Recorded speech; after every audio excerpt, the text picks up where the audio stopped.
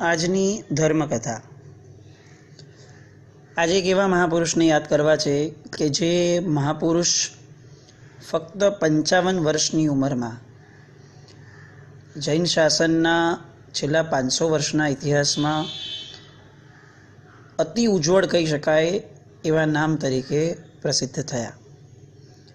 ફક્ત જૈન શાસનને ઉજમાળ કર્યું એવું નહીં, આર્થિક મોરચે, સાધર્મિક ભક્તિના મોરચે, શત્રુંજયની ભક્તિના મોરચે, આ ઉપરાંત સમ્યક દર્શન, સમ્યક જ્ઞાન, આ બંને મોરચે, દેશભક્તિના મોરચે આ વ્યક્તિએ એટલું ગજબનું નામ કર્યું છે કે ખરેખર આપણને પ્રશ્ન થાય કે 55 વર્ષની ફક્ત ઉંમરમાં કોઈ એક માણસ આટલું બધું કામ કેવી રીતે કરી શકે. અને મહાપુરુષ એટલે શેઠ મોતી શાહ. આપણે મુંબઈવાળા ખરેખર બળભાગી છીએ કે મુંબઈ એ એવા વ્યક્તિઓથી આરંભાઈ છે જૈન શાસનમાં કે જે વ્યક્તિઓનો હાથ જૈનિઝમમાં બહુ અગ્રેસર હતો. મુંબઈની અંદર નરસિંહનાથા શેઠ, એમણે સાધર્મિકોને લાવવાનું કામ કર્યું. એ પછીથી એ કેરી ફોરવર્ડ જે થયું અને મોતીસા શેઠ ના ભાઈ નેમચંદભાઈ, આ નેમચંદભાઈએ કોટ વિસ્તારમાં શાંતિનાથ ભગવાનનું જિનાલય બંધાવ્યું. આ શાંતિનાથ પ્રભુનું જિનાલય, એની બાજુમાં ચિંતામણી પાર્શ્વનાથ ભગવાનનું અને એની બાજુમાં ગોડીજી પાર્શ્વનાથ ભગવાન, આ બધા જેમના થકી આ મુંબઈ ઉજમાળ છે એવા ગોડીજી પાર્શ્વનાથ ભગવાનને લાવવાનું કામ એ આ મોતીસા શેઠે કર્યું. રાજસ્થાનના એક ગામમાંથી ભગવાન લાવ્યા ગોડીજી પાર્શ્વનાથ અને મુંબઈમાં બિરાજમાન કર્યા. આ એ સમયની વાતો છે કે જ્યારે ટ્રેન્સ વગેરેની કોઈ પણ શક્યતાઓ એટલી બધી ડેવલપ્ડ ઇન્ડિયામાં નહોતી. મોતીસા શેઠે જે બીજા અનેક કામો કર્યા એમાંથી મુખ્યતયા એમના કામો વખણાયા એ છે શત્રુંજય પર એમની ટૂંક. કઈ રીતે આ ટૂંક બની એનો ઇતિહાસ પણ બહુ સરસ છે. શેઠને શત્રુંજય પ્રત્યે બહુ શ્રદ્ધા હતી. મુંબઈથી પાલિતાણા જવું હોય તો એ સમય બહુ ડિફિકલ્ટ રહેતું હતું, કારણ કે પાણીના રસ્તે જવું પડતું. એટલે શેઠ અહીંયાથી મહુવા બંદરે ઉતરતા અને ત્યાંથી ગાડામાં બેસી અને પાલિતાણા જતા, પણ યાત્રા કરવા અવશ્ય જતા.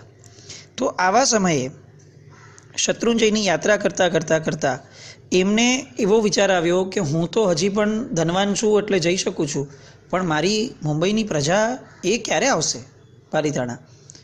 અને એમણે એ દિશાની અંદર પ્રયત્ન ચાલુ કર્યો. જ્યારે સ્થૂળનું બળ ઓછું પડતું દેખાય ત્યારે સૂક્ષ્મનું બળ એ સૌથી વધારે કામ કરતું હોય છે. અને મોતીસા શેઠે પોતાના મનના આ વિચારને ફક્ત વિચાર ન રાખ્યો, એને સાધના બનાવી અને સંકલ્પપૂર્વક એ દેવોને આ વસ્તુની અંદર એ આહ્વાન આપતા કે તમે ગમે તેમ કરીને મારા પ્રશ્નનું મને નિરાકરણ આપો, કે મારે એવું શું કરવું જોઈએ કે હું મારા સાધર્મિક ભાઈઓને પાલિતાણાની યાત્રા કરાવવામાં સક્ષમ બનું. અને એમને સપનાની અંદર દેવ આવ્યા અને દેવે એમને સૂચના કરી કે તમારે રાજનગર એટલે કે આજનું અમદાવાદ, કર્ણાવતી, એના દેરાસરમાંથી આ ઋષભદેવ ભગવાનને બોલાવી અને એમને મુંબઈ લાવવાના અને એમને પ્રતિષ્ઠા કરવાની.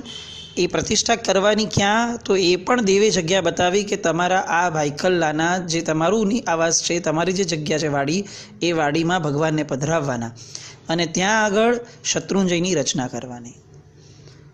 આજે આપણને બહુ સરસ નૂતન જે શાહપુરનું જિનાલય બન્યું અને શત્રુંજય ફાગણ સુદ 13ની પ્રતિકૃતિ તરીકે આપણે બહુ સરસ જઈએ છીએ. આ બન્યું એની પહેલાંના આપણા વડવાઓને પૂછો કે પાલિતાણાની યાત્રા કરવી હોય, શત્રુંજય દાદાને ભેટવું હોય અને શક્યતા ન હોય તો ક્યાં જતા? તો લોકો ચાલતા ભાઈખલ્લા જતા. ઉલ્લેખ એવો પણ આવે છે કે લોકો પોતાના ઘરેથી ભાઈખલ્લાની ચાલીને 99 કરવા જતા, એટલે યાત્રા કરતા અને પછીથી આવી રીતે 99 વાર ત્યાં જતા. એટલું મહાત્મ્ય એ સમયે આ ભાઈખલ્લાનું ઊભું થયું, કારણ કે આ દૈવત્વથી ઉપસ્થિત થયેલું હતું. દેવે એમને સંકેત આપ્યો હતો. આવું સરસ મજાનું ભાઈખલ્લાનું જિનાલય ભગવાન અમદાવાદથી લાવવા કેવી રીતે? તો એ સમયે રેલવે લાઈન તો હતી નહીં, તો નર્મદા અને તાપી ઉપરથી લાવવાની વાત પણ અત્યારે જે મગજમાં બેસે છે એ પણ શક્ય નથી, કારણ કે ત્યારે એની ઉપર બ્રિજ પણ નહોતા. તો હવે લાવવા કેવી રીતે? 16 ભગવાન લાવવાની વાત હતી. તો ભગવાનને એમણે અમદાવાદથી ભરૂચ પાલખીમાં લાવ્યા. પાલખીને હાથ લગાડતી વખતે દરેક વ્યક્તિએ નાઈને પૂજાના કપડાં અને મુખકોશ બાંધવો પડે. આ બધી કલ્પનાઓ છે ને આપણા મગજમાં બેસે એવી જ નથી કે કેટલા ભક્તિભાવવાળા પોતે હશે અને કેટલા પ્રેમથી એ માણસોને રાખ્યા હશે કે માણસો નાનકડી સરખી પણ આશાતના ચલાવવાના મોડમાં ન હોય. પૂજાના કપડામાં 4 વ્યક્તિઓ ભગવાન લઈને આવે પાલખીમાં. પાલખી ભરૂચ સુધી આવે. ભરૂચથી હવે મુંબઈ લાવવાના છે પાણીના રસ્તે. તો કઈ બોટમાં બેસાડવાના? મોતીસા શેઠે નક્કી કર્યું કે સામાન્ય કોઈ પણ બોટ ન ચાલે, કારણ કે એમાં લોકો બેઠા હોય, એમના અણુપરમાણુ હોય. એક આખી નવી બોટ બનાવડાવી. બોટને ચલાવવાવાળો કે જે સાવ આગળ બેઠો હોય એણે પણ કમ્પલસરી પૂજાના કપડામાં જ બેસવાનું. આપણે આ કલ્પનાની બહારની વસ્તુ થઈ જાય એવી સિઝનની અંદર આ ભગવાન લાવવાનો પ્લાન કર્યો કે જેમાં બોટમાંથી લાવતા ક્યાંય પણ નાનકડું પણ વિઘ્ન ચોમાસાના કારણે ન આવે એવી સિઝનમાં વહાણમાં સતત ભગવાનની પાસે ધૂપ અને દીપ ચાલુ રહેતા. સુરત બંદરે આવ્યું ભરૂચથી, અને ત્યાર પછીથી અનુકૂળતાએ મુંબઈ લાવ્યા, અને મુંબઈમાં લાવ્યા પછીથી એમણે જલ યાત્રાનો એક વરઘોડો કાઢ્યો.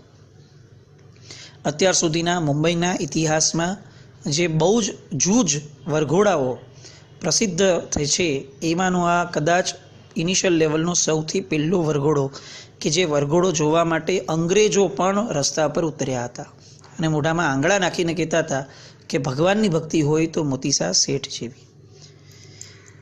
શેઠ આગળ ચાલે, સુહાગણ સ્ત્રીઓ જળ કળશ લે, એમના પત્ની દિવાળીબાઈ રાવણ દીવડો લે, હાથી, ઘોડા, રથ, ઘોડાગાડી, અષ્ટમંગલ, ધૂપ, દીપ, ચામર, છત્ર, ઇન્દ્રધ્વજ, ભેરી, ભૂંગળ, શરણાઈ, નગારા. એવો વરઘોડો કે જ્યારે વીર વિજયજી મહારાજ સાહેબ ચરિત્ર લખ્યા છે ત્યારે એમ લખે છે કે ટોપીવાળા અંગ્રેજો પણ આ જોઈને એટલા હરખાયા કે એમણે સામેથી કીધું કે તમારા મોતીસા શેઠને આજ પછી અંગ્રેજો પણ સલામ ભરશે. એમને સરનું બિરુદ આપ્યું હતું મોતીસા શેઠને. એ વરઘોડાની બીજી એક ખાસિયત એ હતી કે મુંબઈની અંદર સૌ પ્રથમ ઇંગ્લેન્ડથી, વિલાયતથી બેન્ડ વાજાવાળા સૌ પહેલી વાર આ મોતીસા શેઠ આ વરઘોડામાં લાવ્યા હતા. જે અંગ્રેજો આપણા ઉપર રાજ કરતા હતા એ જ અંગ્રેજો પાસે આપણા ભગવાનના વાજા વગાડાવ્યા આ મોતીસા શેઠની જબરદસ્ત ખુમારી. આવી રીતે 1855 વિક્રમ સંવતમાં માગસર સુદ છઠના દિવસે ભાઈખલ્લાના દેરાસરનો પ્રતિષ્ઠાનો મહોત્સવ ઠાઠથી ઉજવાયો. આની પછીથી હવે મોતીસા શેઠ જ્યારે ભાઈખલ્લાથી પોતાના બંગલામાં રહેવા જતા તો એમણે બંગલો એ રીતે નવો બનાવડાવ્યો કે જેનાથી મોતીસા શેઠના દેરાસરનું ઉપરનું ધજા અને ઉપરના શિખરના ભગવાનના દર્શન એમના બંગલામાં બેઠા બેઠા થઈ શકે એ રીતનો આખો બંગલો બનાવી ધર્મનાથ ભગવાન જે શિખર ઉપર છે એમના દર્શન થાય એ રીતે એમણે કર્યું. હજી પણ એમને એવું મનમાં આવવા લાગ્યું અને દૈવી સંકેતો આવવા લાગ્યા કે તારા હાથે કંઈક મોટું કામ હજી થવાનું બાકી છે, અને એ વિચારતા હતા કે એવું કયું કામ બાકી છે.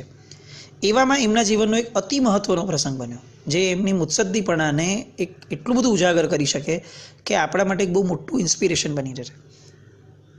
મોતીસા શેઠનો વહાણવટાનો વેપાર હતો, અંગ્રેજોનું રાજ હતું, ટેક્સ ભરવાનો હતો.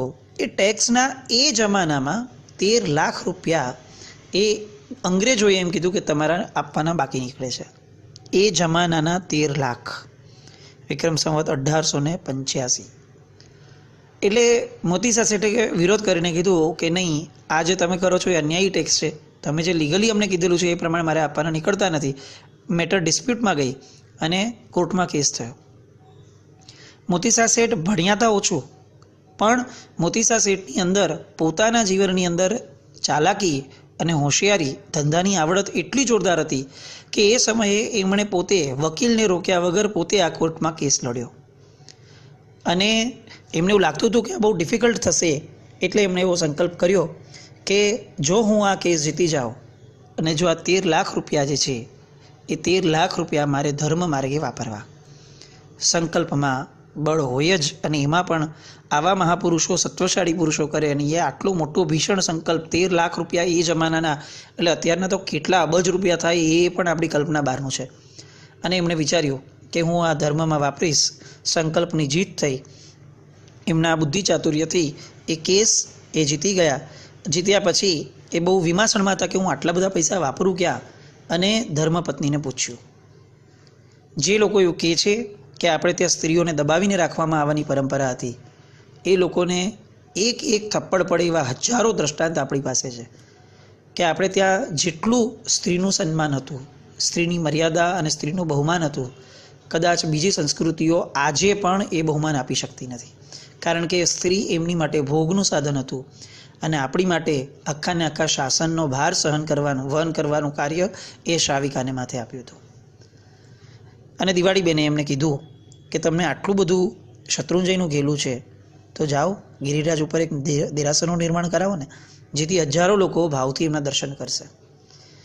મોતીસા શેઠને તો આ શબ્દોએ જાણે એમનામાં ભાવનાનું પૂર લાવ્યું, અને એમણે કહ્યું કે મને આ વિચાર કેમ ના આવ્યો. હવે નિશ્ચિત હું પર્વતાધિરાજ શત્રુંજય ઉપર જઈ અને એક જૈન ચૈત્ય બનાવીશ.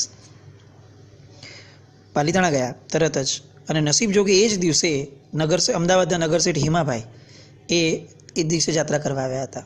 બંને જણાએ ગિરિરાજની યાત્રા કરી. એ પછીથી મોતીસા શેઠે પોતાની ભાવના વ્યક્ત કરી. હિમાભાઈ શેઠે પણ બહુ આનંદ વ્યક્ત કર્યો, અને બંને જોતા હતા કે કઈ જગ્યાએ લઈ જવું, દેરાસર બનાવવું. અને ત્યાં જ મોતીસા શેઠની નજર ઠરી કે મારે આ કુંતાસરની જે ખીણ છે, મોટી ટૂંક અને ચૌમુખજીની ટૂંક, આ બેની વચ્ચે જે ખીણ છે, મારે ખીણને પૂરી અને અહીંયા જિનાલય બનાવવું છે. હિમાભાઈ શેઠે ના પાડી કે આ ખીણને પૂરવી બહુ જ મુશ્કેલ થશે, આપણને બહુ જ વધારે પડતું આ તકલીફવાળું કામ થવાનું, એટલે આપણે રહેવા દઈએ. પણ મોતીસા શેઠ અડગ નિર્ધારમાં હતા કે જો આ ખીણ પૂરાય તો કેટલાય લોકો દાદાના દરબારે જવામાં સરળતાપૂર્વક પહોંચી શકશે. હિમાભાઈ શેઠે જગ્યા આપી અને આ ખીણ પુરાણી. ખીણની જગ્યામાં રામજી નામના એક કુશળ શિલ્પીને બોલાવડાવ્યો. ખાતમુહૂર્ત કરવાનું, ઉતાવળે કરવાનું મોતીસા શેઠે સૂચન કર્યું. રામજીએ મુહૂર્ત જોડાવ્યું.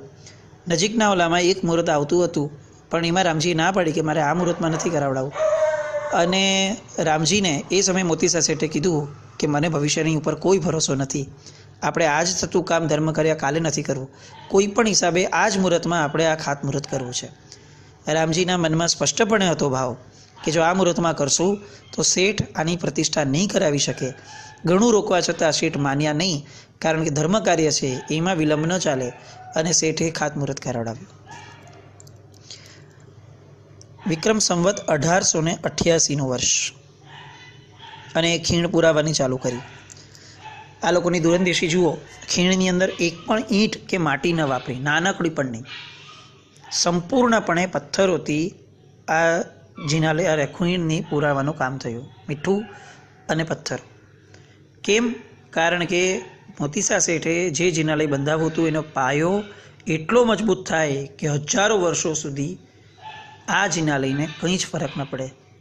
આજે પણ મોતીસા શેઠના જિનાલય માટે શિલ્પીઓ એમ કહે છે કે ધરતીકંપ આવશે તો કદાચ બીજા જિનાલયોને ફરક પડે કે ન પડે, મોતીસા શેઠના જિનાલયને એક નાનકડો પણ ફરક નહીં જ પડે, કારણ કે એનો પાયો અતિ મજબૂત છે. ઘણીવાર મોતીસા શેઠની ટૂંકે જઈએ અને વિચાર આવે કે આજે ક્રેન અને આટલી બધી ટ્રાન્સપોર્ટની વ્યવસ્થા છે, છતાં પણ એક જિનાલય બંધાવવું હોય તો નાકે દમ આવી જાય છે પહાડ ઉપર, ઊંચાઈ ઉપર. મોતીસા શેઠ આટલા બધા પથ્થરો લાવ્યા કેવી રીતે છે ઉપર? કઈ રીતનું એમનું આખું એન્જિનિયરિંગ, કઈ રીતનું એમનું આર્કિટેક્ચર, અને કેવું જબરદસ્ત એ બધાની શક્તિઓ છે કે આજે આપણે જે વિજ્ઞાનથી અંજાઈ ગયા, એ બધું વિજ્ઞાન આની સામે બચ્ચા કરતાં પણ સાવ મગતરા જેવું લાગે. શેઠે મંદિરના નિર્માણ માટે 1100 કારીગર અને 3000 મજૂરો રોક્યા. કુલ 5000 ભગવાન ઘડાવ્યા. મજાની વાત એ હતી કે પથ્થરમાંથી પ્રતિમા જ્યારે ઘડવાવાળા શિલ્પીઓ હતા, એ લોકો નાહી ધોઈ, પૂજાના કપડાં પહેરી અને મુખકોશ બાંધી અને પથ્થરમાંથી પ્રતિમા ઘડતા હતા. શું એ જમાનામાં પ્રભુ પ્રત્યેના લોકોના અને શેઠના બહુમાન હશે!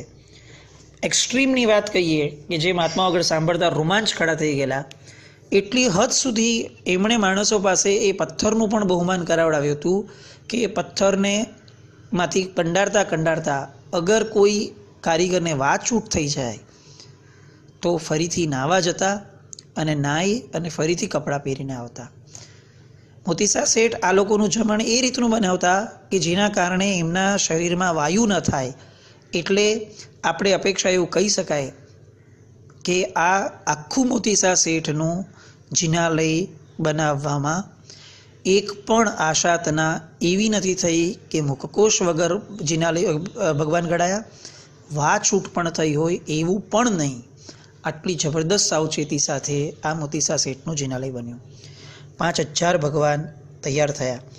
એ સમયના 9,07,000 રૂપિયાનો ખર્ચ આ જિનાલય પાછળ થયેલો. હવે એ સમયના 9,07,000 રૂપિયા એટલે કેટલા, એનો અંદાજ એ રીતે લગાડાય કે એ જમાનામાં આખા દિવસની મજૂરી માટે કારીગરોને 10 પૈસા આપીએ એક દોડાનો, એટલે 10 પૈસા આપતા એ લોકોને અહો લાગતો હતો કે 10 પૈસા એટલે મેક્સિમમ થયું. એ જમાનાના 9 લાખ રૂપિયા આજના લેબરની મજૂરી અને કેલ્ક્યુલેશન કરી લઈએ કે એટલે કેટલા રૂપિયા આ જિનાલય બંધાવવા માટે એમણે વાપર્યા હશે. અને આ રીતે એમણે 47 વર્ષની ઉંમરે ટૂંક બંધાવવાની ચાલુ કરી હતી. 53 વર્ષની વયે એમની તબિયત લથડી અને એમણે એવું લાગ્યું કે હવે હું કદાચ નહીં કરી શકું, એટલે એમણે વિલ બનાવી અને પોતાના દીકરા ખીમચંદને બોલાવીને કીધું કે અગર મારો દેહ પડી પણ જાય તો પણ કોઈએ શોક પાડવો નહીં અને લીધેલા મુહૂર્તને ક્યારે પણ ફેરવવું નહીં. મારી ખોટ ક્યાંય પણ વર્તાણી તો તમને ભગવાનની આણ છે. આવો એક વારસો એ પોતાના દીકરાને આપીને ગયા. પ્રતિષ્ઠાનું મુહૂર્ત હતું 1893નું. 88માં આ કામ શરૂ થયું. 93માં પ્રતિષ્ઠા. કેટલા વર્ષ? 2 ને 3 5 5 વર્ષમાં ફક્ત આ મોતીસા શેઠનું જિનાલય ખીણ પૂરી અને આટલું બધું 5000 ભગવાન સાથેનું તૈયાર થયું હતું. આપણે કયા એન્જિનિયરિંગના ફાંકામાં અત્યારે છીએ? આ એક બહુ મોટો પ્રશ્ન મોતીસા શેઠ આપણને પૂછીને જાય છે. મહાસુદ દશમ એનું મુહૂર્ત હતું, પણ 1892માં એટલે કે પ્રતિષ્ઠાના 1 વર્ષ પહેલાં પર્યુષણ પર્વ દરમિયાન ભાદરવા સુદ એકમના દિવસે 54 વર્ષની વયે મોતીસા શેઠનો સ્વર્ગવાસ થયો. પ્રતિષ્ઠાનો દિવસ આવતો ગયો અને દિવાળીબેને નક્કી કર્યું એમના પત્નીએ કે આપણે અહીંથી મુંબઈથી પાલીતાણાનો છરીપાલિત સંઘ કાઢીએ. છરીપાલિત સંઘ નીકળ્યો. ઠાઠમાઠથી આખો સંઘ ત્યાં પહોંચે છે પાલીતાણા. છૂટા હાથે દિવાળીબેને ત્યાં વરસીદાન કર્યું, પણ વરસીદાન કરતાં કરતાં એમના ભાવ એટલા ઉછળ્યા કે આનંદના અતિરેકમાં એમને હાર્ટનો એટેક આવ્યો. આનંદના અતિરેકથી કોઈ માણસનો હાર્ટ એટલો બધો આનંદ એના દેહ સહન ન કરી શક્યો અને ત્યાં દિવાળીબેન પથારીમાં પડ્યા. એમણે પણ પુત્રને કીધું કે ધર્મ કાર્યમાં કોઈ વિક્ષેપ નહીં કરતા, અદ્ભુત રીતે પ્રતિષ્ઠા થવી જોઈએ. અને આવું કહેતા હું તમારા પિતાજીને કહેવા જઈ રહી છું કે જુઓ, પ્રતિષ્ઠાનો મહોત્સવ આટલો જાજરમાન હતો. આવા છેલ્લા શબ્દ બોલી અને ધર્મપત્ની તરીકેનું પોતાનું કાર્ય બહુ પ્રચંડ રીતે પૂર્ણ કરી અને દિવાળીબેન સ્વર્ગવાસ પામ્યા. ખીમચંદભાઈએ સમય સાચવી લીધો, શોક પાડ્યો નહીં અને પ્રતિષ્ઠાનું કાર્ય શરૂ કર્યું.